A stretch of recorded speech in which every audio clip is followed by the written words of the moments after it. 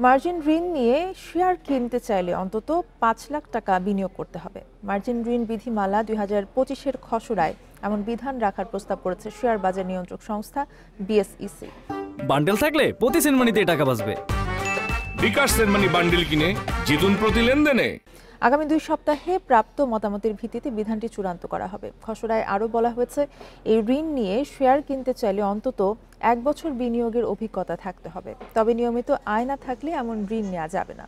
নিজস্ব বিনিয়োগ 10 লাখ টাকার বেশি হলে ওই সমপরিমাণ অর্থ ঋণ নেওয়া যাবে। তবে কোনো অবস্থাতেই ঋণ প্রদানকারী প্রতিষ্ঠানের নিজস্ব মূলধনের 15% বা 10 কোটি টাকার বেশি হতে পারবে না।